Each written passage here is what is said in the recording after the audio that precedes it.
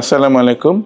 আজকে আমি একটু কন্ট্রোভার্সিয়াল একটা বিষয় নিয়ে আলোচনা করব। আমার অনেক ভিডিওতে আমি বিশেষ করে জীবাণুঘটিত যেসব রোগ যেমন স্ক্যাবিস, ফাঙ্গাস বা অন্য জীবাণুঘটিত রোগ বা এমনকি একজিমা জাতীয় রোগেও ক্ষেত্রেও আমি কিন্তু স্টেরয়েড জাতীয় ক্রিম নিয়ে আলোচনা করেছি এবং বিভিন্ন আলোচনাতে আমার একটা মেইন টপিক ছিল যে যত্রতত্র স্টেরয়েড জাতীয় ক্রিম যেন আমরা না ব্যবহার করি, ডাক্তারের পরামর্শ ছাড়া দীর্ঘ সময় না ব্যবহার করি এবং ব্যবহার করার ক্ষেত্রে বিভিন্ন ধরনের নিয়মকানুন মেনে চলি। তো এই জন্য আমার ভিডিও যারা নিয়মিত দেখেন তারা অনেকেই বিভিন্ন ধরনের প্রশ্ন করে থাকেন যে আমি কি কোনো রোগের ক্ষেত্রেই স্টেরয়েড জাতীয় ক্রিম দেই না, বা স্টেরয়েড জাতীয় ক্রিম কিন্তু আমি নিজেও মাঝে মধ্যে প্রেসক্রাইব করি, তো এটার দ্বারা কি ওই রোগীর ক্ষতি হয়ে গেলে কিনা, এই সব নিয়ে আলোচনা করার জন্য আমার দর্শকদের কাছে আসা।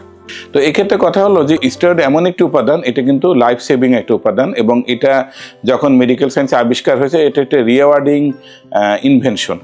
তো যে ইনভেনশনের কারণে কিন্তু অনেক ধরনের মানুষ মৃত্যুপত্র জাতীয় রোগী স্টেরয়েড জাতীয় ওষুধ ব্যবহার করার জন্য ভালো হয়ে যায় এবং দেখা যায় সব ধরনের রোগের ক্ষেত্রে স্টেরয়েড কিন্তু কিছু না কিছু উপকার করে, সেটা সাময়িক হোক বা সেটা দীর্ঘমেয়াদী হোক, উপকার করে থাকে। তো যার ফলে এই উপকারিতা জানার জন্য এবং অন্যান্য সাইড ইফেক্ট না জানার জন্য এবং অন্যদের কাছে যারা ডক্টর না তাদের কাছে এবং ডক্টরের প্রেসক্রিপশন ছাড়া ব্যবহার করার জন্য স্টেরয়েড জাতীয় ক্রিমের সঠিক গাইডলাইন, রুলস, রেগুলেশন ফলো করা হচ্ছে না আমাদের দেশে। তো আমাদের দেশে ফলো না করার কারণে দেখা যাচ্ছে কেউ ফাঙ্গাসেও স্টেরয়েড দিচ্ছেন, কেউ স্ক্যাবিসেও স্টেরয়েড দিচ্ছেন, কেউ সোরিয়াসিসেও স্টেরয়েড দিচ্ছেন। কিন্তু এমনকি সোরিয়াসিসে তো স্টেরয়েড লাগানোর একটা ক্রিম ইন্ডিকেশন আছে বা এটা একটা ধরনের চিকিৎসা।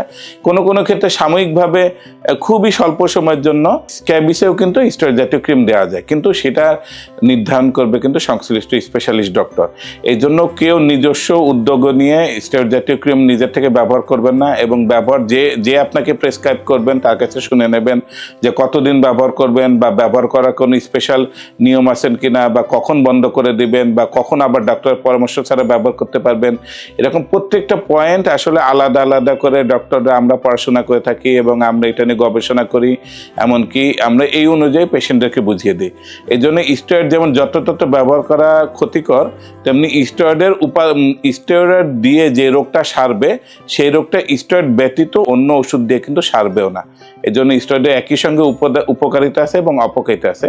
এটা একটা ডবল এজড সোর্ডের মতো, যেটা সোর্ডের দেখা যায় যে বিভিন্ন তলোয়ারের যেসব আগের কালে দেখা যেত যে আমরা বলতাম যে এমন এক দুই সাইডেই যে ধারালো এমন একটা তরবারি যেটার দুই দিকে খুব সাবধানে না চালাতে গেলে দেখা যাবে দুই দিক ব্যবহার করলে আপনার অন্য মানুষ আঘাতপ্রাপ্ত হতে পারে।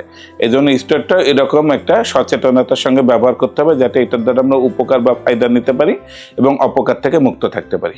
ধন্যবাদ।